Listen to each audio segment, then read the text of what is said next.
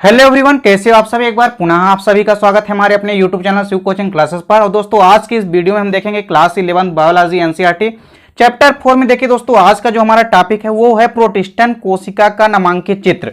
देखिए यदि हम बात करें दोस्तों, एक प्रोटिस्टा जगत के जो जीव की कोशिका होती है या प्रोटिस्टन जो जीव कोशिका होती है उसका ये नामांकित चित्र या संरचना की यदि हम बात करें दोस्तों, तो सबसे पहले तो देखिए इसमें ये क्या होता है कि ये एक प्रोटिस्टन कोशिका की यदि हम संरचना की बात करें दोस्तों, तो ये एक प्रारूपिक यूकेरियोटिक कोशिका के समान होती है। यानी एक यूकेरियोटिक की संरचना जैसे होती है ठीक उसी प्रकार से जो प्रोटिस्टन कोशिका की संरचना होती है वो देखने में लगती है।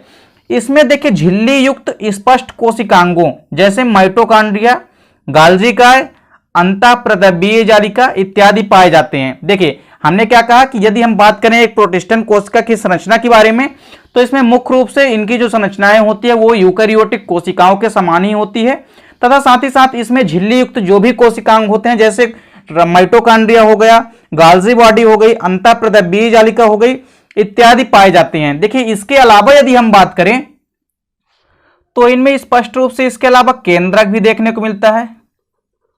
केंद्रक या इसको हम न्यूक्लियस कहते हैं। केंद्रक के अलावा देखिए, केंद्रक के अलावा इसमें केंद्रिका भी रहती है केंद्रक के अंदर। वहीं इसके अंदर क्लोरोप्लास्ट भी पाए जाते हैं। इसके अंदर देखिए कई सारे क्लोरोप्लास्ट भी पाए जाते हैं। अब चूंकि क्लोरोप्लास्ट पाए जाते हैं इसी कारण तो जो जगत प्रोटिस्टा के जो जीव होते हैं वो कैसे होते हैं, वो अपना भोजन स्वयं भी बना सकते हैं, यानी प्रकाश समभोजी भी होते हैं। तो इनमें क्लोरोप्लास्ट ही पाया जाता है। इसमें थाइलेकॉइड भी पाया जाता है, इसमें थाइलेकॉइड भी पाया जाता है। इसके अलावा देखिए यदि हम बात करें इनके जीवों में तो कोशिका भित्ति यानी कि सेल वॉल भी पाई जाती है। सेल वॉल भी क्या होती है, प्रेजेंट होती है।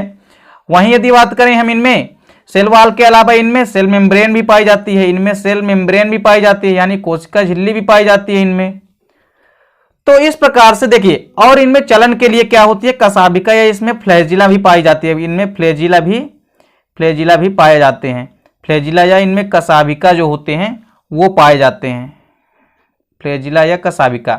तो इस प्रकार से दोस्तों यहां पे यदि हम बात करें एक प्रारूपिक प्रोटिस्टन कोशिका की संरचना में, तो इसमें मुख्य रूप से झिल्ली युक्त कोशिकांग जैसे माइटोकॉन्ड्रिया हो गया, गाल्जी बॉडी हो गई, अंतःप्रद्रव्यीय जालिका हो गया।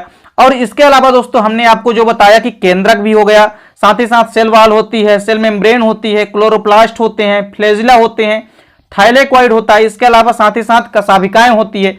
अब देखिए दोस्तों, यदि हम बात करें यहाँ पे संरचना के बारे में, तो देखिए आपको यहाँ पे हम एक संरचना बना के दिखाते हैं जो कि लगभग प्रोटिस्टन कोशिका के समान ही होती है। देखिए यदि हम बात करें प्रोटिस्टन कोशिका की संरचना के बारे में, तो इसकी संरचना भी कुछ इस प्रकार से होती है। देखिए अब इसकी संरचना में ऊपर की ओर यहाँ पे क्या पाए जाते हैं, इस प्रकार से कसाभिकाएं पाई जाती है। इसको हम क्या कहते हैं, ये जो संरचनाएं पाई जाती है इनको हम क्या कहते हैं, इनको हम कहते हैं कसाभिकाएं। क्या कहते हैं इनको दोस्तों, इनको हम कहते हैं कसाभिकाएं।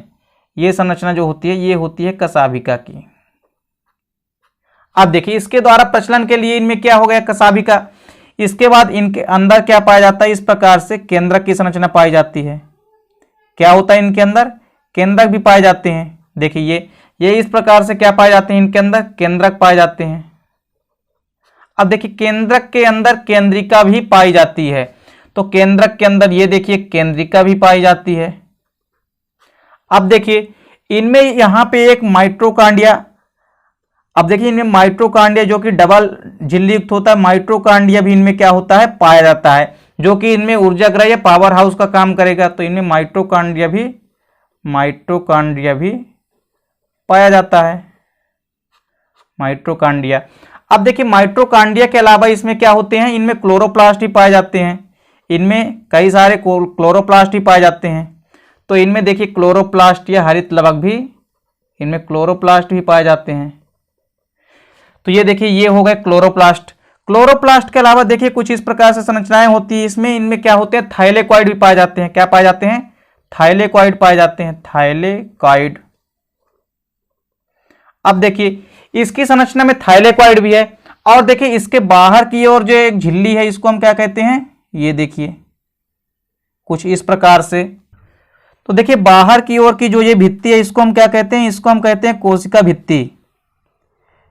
सेल वॉल जो होती है इसमें बाहर की ओर होती है, ये होती है क्या, यहाँ पे सेल वॉल, यानी यहाँ पे कोशिका भित्ति भी मौजूद होती है। वहीं इसके जो अंदर वाली भित्ति दिख रही है आपको, ये भित्ति कौन सी होती है, ये होती है सेल मेम्ब्रेन। ये क्या होती है, सेल मेम्ब्रेन, यानी इसको हम क्या कहते हैं, सेल मेम्ब्रेन, या हम कह सकते हैं इसको हम कोशिका झिल्ली। तो सेल मेम्ब्रेन भी होती है यहाँ पे, सेल मेम्ब्रेन। तो इस प्रकार से देखिए यदि हम बात करें एक संरचना की, तो यहाँ पे देखिए आपको प्रारूपिक रूप से पूरी संरचना हमने बना रखी है। अब देखिए इस संरचना में आपको क्या दिख रहा है, तो सबसे पहले ऊपर की ओर तो आपको कशाभिकाएं नजर आ रही है, और इन्हीं कशाभिकाओं या फ्लैजिला के माध्यम से ही क्या करते हैं, जीवाणु कोशिका क्या करती है, गति करती है। जो जीवाणु कोशिका होती है किसकी, प्रोटिस्टन की जो कोशिका होती है वो क्या करती है, इसके थ्रू गति करती है कशाभिका के माध्यम से। अब देखिए इसके बाहर की ओर ये जो झिल्ली है, इसको हम बाहर की ओर जो भित्ति है इसको हम क्या बोलते हैं, सेल भित्ति। सेल भित्ति या हम कह सकते हैं कोशिका भित्ति। तो कोशिका भित्ति का काम क्या होता है, सेल वॉल का काम क्या होता है, कोशिका को एक निश्चित आकार प्रदान करना। तो इस कोशिका भित्ति के कारण ही ये जो प्रोटिस्टन कोशिका होती है इसकी संरचना में, इनकी संरचना जो होती है एक निश्चित आकार की होती है।